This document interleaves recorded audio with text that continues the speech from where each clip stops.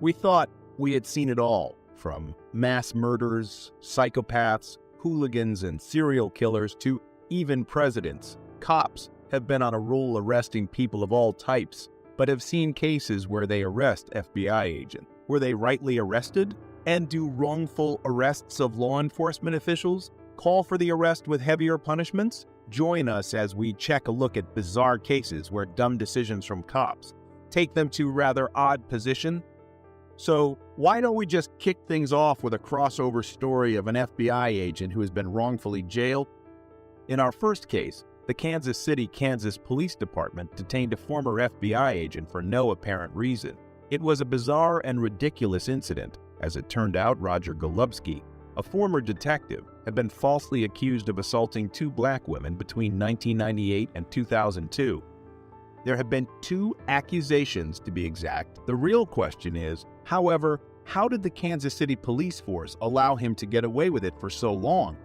Roger Golubski's unsolved case was discovered by the FBI while it was looking into the Kansas City Police Department's behavior. The former detective had a history of sexually assaulting women over the course of his 35-year career as a police officer and had been trading drugs for information. Lamonte McIntyre, a young black man, was accused of committing a double homicide by Golubski during his time as a police officer. McIntyre was ultimately freed after serving 24 years in prison without proper cause as a result. Golubski was taken into custody by the FBI on suspicion of 6 counts of sexually assaulting 2 black women. He has since entered a not guilty plea. Despite the jury rejecting his lawyer's request for release on medical grounds, he was kept in custody for routine medical examination. Black woman Rhonda Tribute, whose corpse was discovered in 1998, was one of Golubski's informants. Her case remains unsolved despite the fact that the investigation was started but never finished. She died, and Golubski's involvement is now being called into question by many people. That is exactly what we are saying. Many civil rights advocates across the nation have praised the arrest of Golubski, but it also raises serious questions about police behavior and the abuse of their authority. According to Tricia Bullnell, the director of the Midwest Innocence Project, a full investigation into the abuses in Wyandotte County and systematic reforms are needed to ensure that no other police officers and public officials can continue to abuse their power. As more of Golubski's crimes were discovered, it became clear that the Kansas City Police Department needed significant restructuring. Several inquiries remain unanswered as a result of the FBI's inquiry into the department. Roger Golubski's arrest was long overdue, but it's worth noting that it was the FBI, not the Kansas City Police, who brought him to justice. Next up, with the arrest of 2 Drug Enforcement Administration officers by the FBI in Nassau County, Florida, the situation has unexpectedly turned around. The DEA, a law enforcement organization renowned for its aggressive efforts to combat the drug trade, has charged 2 officers with drug-related offenses. But the system's level of dysfunction clearly remains unclear. While selling drugs, including cocaine, that had been seized to willing customers, Sergeant James Hickox was captured with his hand in a cookie jar. His greed knew no bounds as he also combined drugs with other substances to make up the weight difference and kept parts for himself. In his bedroom closet, the FBI discovered 3 shoeboxes, each containing $100,000 in cash. They also discovered another $200,000 hidden in his garage. Hickox claimed that he borrowed the funds for his claim by partaking in his gambling habit when asked where the money came from. Hickox's actions have hurt the DEA's reputation and are obviously a breach of his obligations as a law enforcement officer. Joshua Erie, a highway inspector, had been covered in the same drugs that had to be seized, even going so far as to legally approve the prescription of 43 oxycodone pills. He purchased drugs from drug dealers. As if that weren't enough, while under the influence of drugs, he acquired a gun, due to the fact that he was trusted with the law rather than the law itself. Erie's actions were not only wrong, but also dangerous. The surprise arrest of these officers leaves the public wondering just how pervasive corruption is within law enforcement organizations Sheriff Bill Leeper expressed his dissatisfaction by saying, "I think we need to make sure law enforcement personnel who violate the law are held accountable. When I learned of the accusations, I was shocked, let down, repulsed, and beyond angry. These incidents where the police ran into the FBI were some of the most shocking ones. We now look at our last and final case. A significant mishap that made headlines involved the case of mistaken identity between a Florida deputy and an FBI agent. When he received a call from a man claiming to be an FBI agent and asking to meet him in a nearby parking lot, Officer Gordon found himself in a precarious situation. This is a classic illustration of what can go wrong if a person doesn't confirm the identity of the person they're meeting, especially when speaking to a police officer. I do, but I don't understand what the problem is with your meeting me at the office. I'll talk to the U.S. Attorney's Office about it. Cut off the recording device now." "Okay, well, I will when I leave the area, sir." "Well, I will when I leave the area, sir." Asked the officer to turn off his recording device. Suspicions should have been aroused. However, Officer Gordon continued to record the conversation, a classic move. This was a wise decision as well, because it provided proof of what had happened, which, as you can probably guess, didn't turn out too well for Officer Gordon. Despite Agent Hatton's efforts to persuade Gordon that he was an FBI agent, the officer was skeptical and demanded to know how the agent obtained his phone number. Given the predicament the officer was in, it is not shocking that he requested assistance and handcuffed Agent Hatton. However, things started to spiral out of control. It got worse when Hatton shut the car door, especially considering how hot it was in Florida. It's fortunate that Agent Hatton's condition didn't worsen because Gordon made a bad choice in doing this. Concerns were raised by Officer Gordon regarding Agent Hatton's investigation into the actions of law enforcement agencies in North Florida.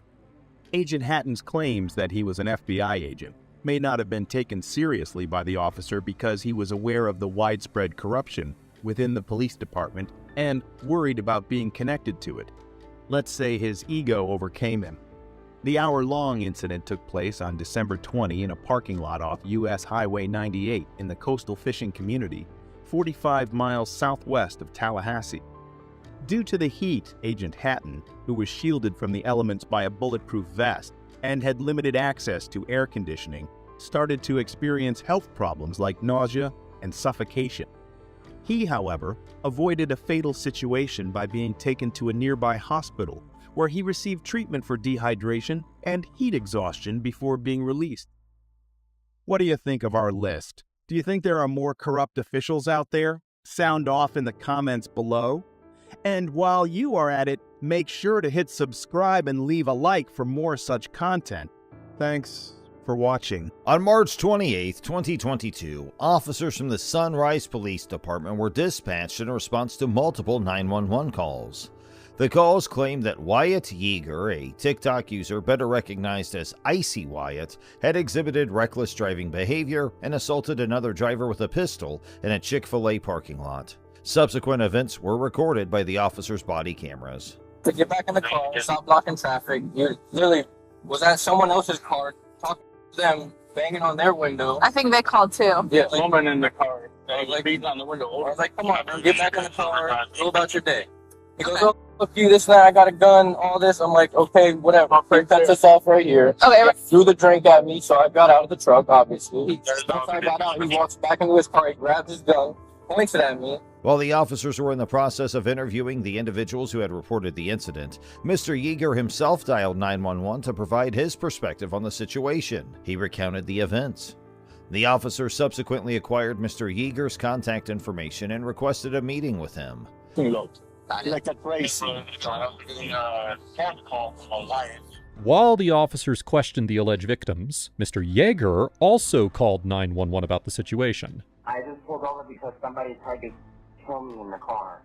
Okay, tell me exactly what happened. This truck came up and tried to cut me off, so I pulled over to the next lane, and again, he's trying to swerve into my lane and tries to hit the car.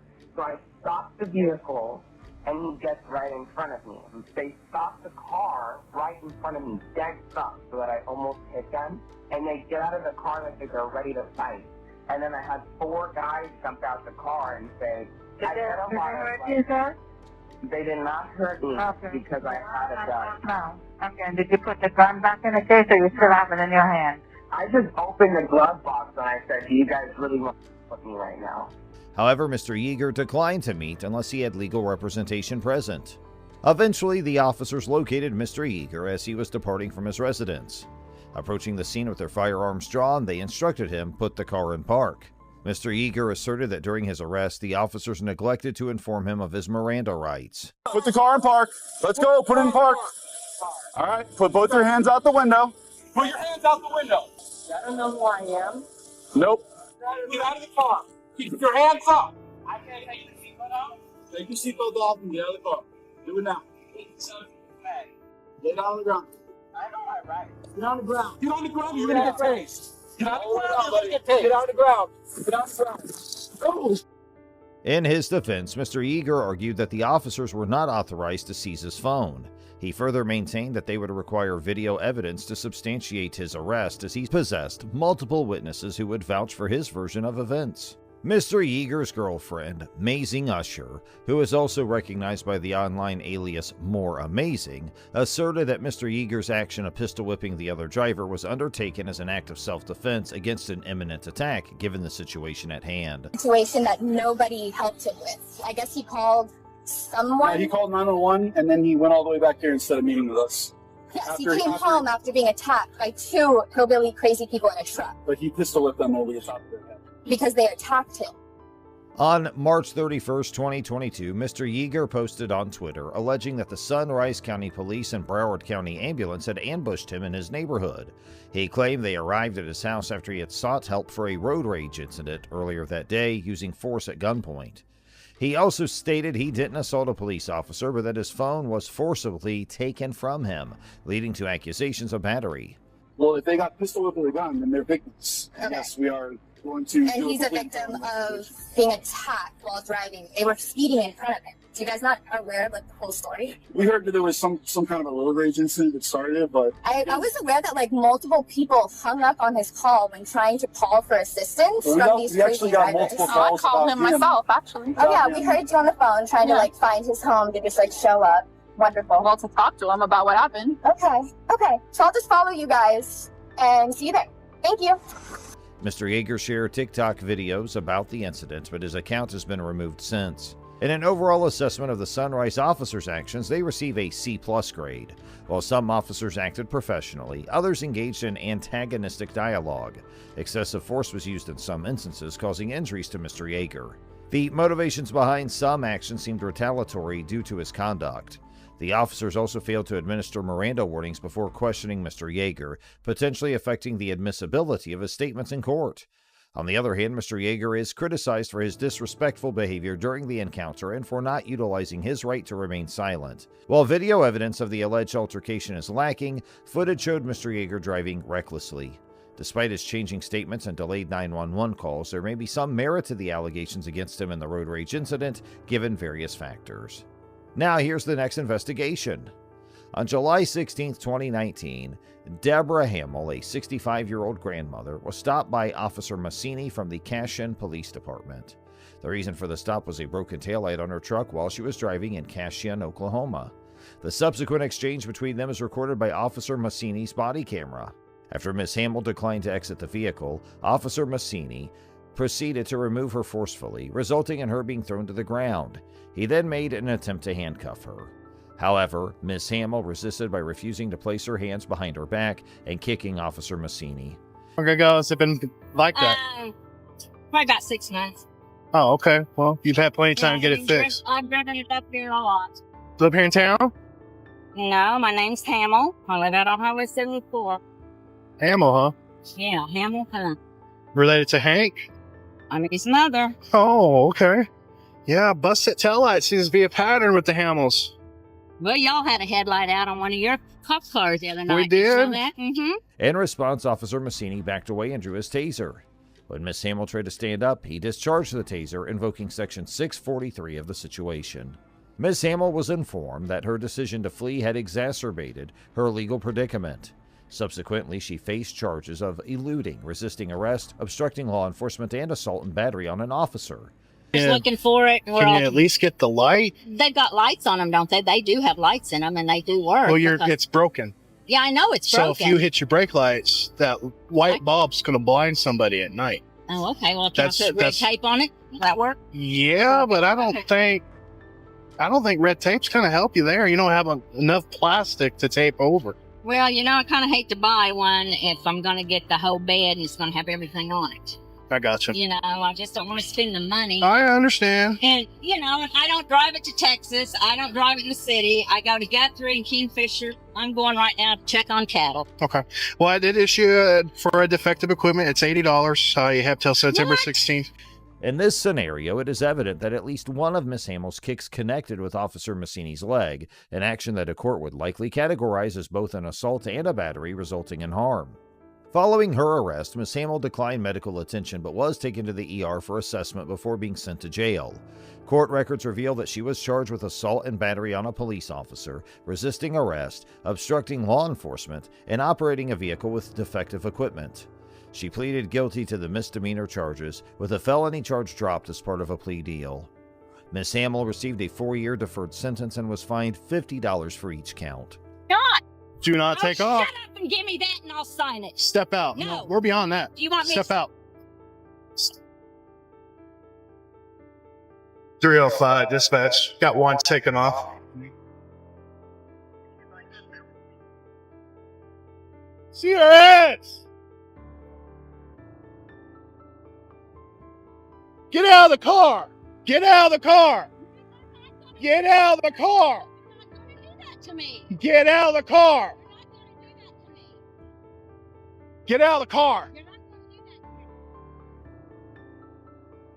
After her arrest, body camera footage circulated on social media, leading to a city council meeting with over 50 attendees discussing the incident. Some supported the police department, while others protested Miss Hamill's treatment. Miss Hamill's attorney criticized Officer Massini's actions as unnecessary and tormenting, suggesting potential legal actions. Officer Massini was graded a C- for his professional demeanor, but also criticized for using a taser on an elderly woman. While his actions might be legally defensible, it was deemed excessive. Miss Hamill received an F for non-compliance, attempting to flee and resisting arrest. Despite reservations about the taser use, her conduct created a constitutional basis for it. Choosing not to contest the citation resulted in multiple convictions on her record, instead of addressing the issue legally. Now let's move on to the next investigation where an officer gets suspended. Star EMS. Taser deployed. One female. Custody. Why didn't you just sign a damn ticket?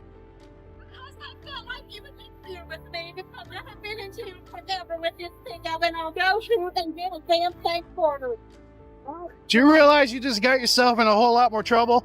On the morning of April 19, 2023, Officer Scott Harrell from the Texas City Police Department approached driver Christopher Scholl at a pump within a Buc-ee's gas station.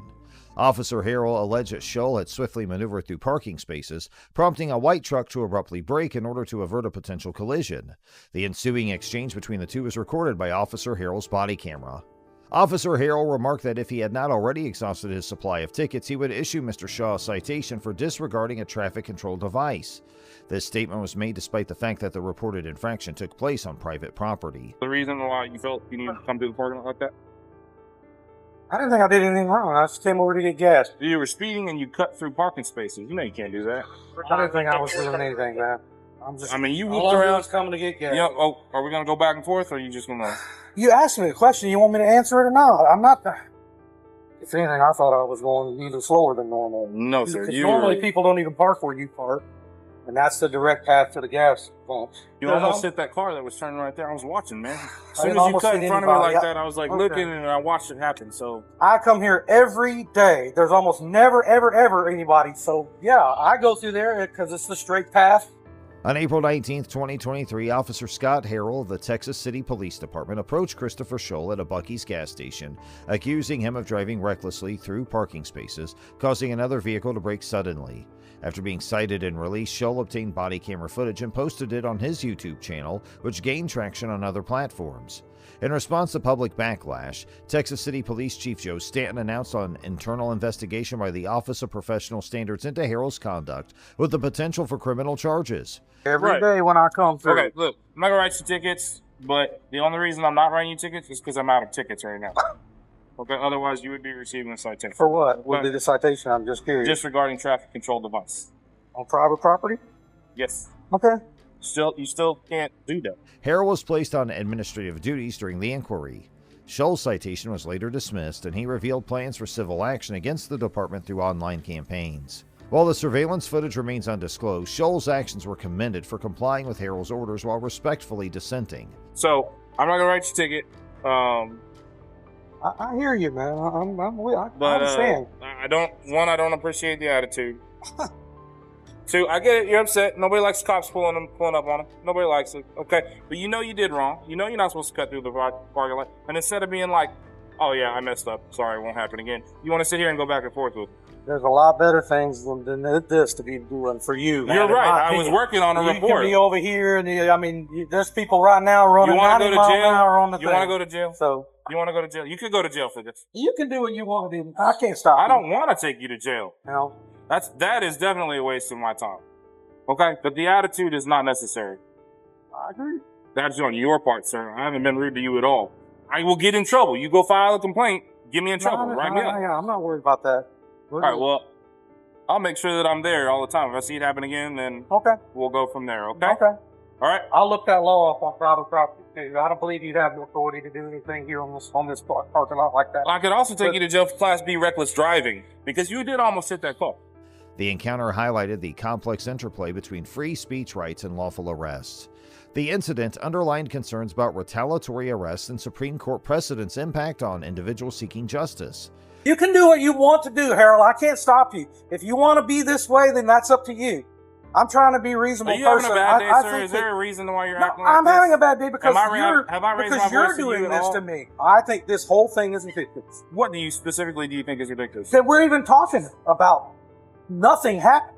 And here we are talking, and you're threatening to take me to jail. No, and so I shouldn't be getting upset? I don't call it a threat, sir. No, it's a threat. That is a threat. You're threatening me under color of law now to take something on private property, which I don't believe you even have the authority to do. It's a dictionary term, sir. Okay. It comes from Black Law's No, it's dictionary. not. It's a Class A misdemeanor for you to threaten or arrest me over something that you know is not really true. But that's okay. What's the penal code on that, sir? The commentary supported Scholl's decision to legally challenge Harold's conduct and encouraged him to persist in pursuing a civil lawsuit. Oh, this is a problem. How is it a problem? I feel like you're going to continue to commit these behaviors that are unsafe and put people at risk. So you don't feel like you did anything wrong. Something possible they may do in the future. So now we're playing Jean-Claude Van Damme future cop, and you need to stop me from something I may do in the future. That's now your position. What is the law designed to do, sir?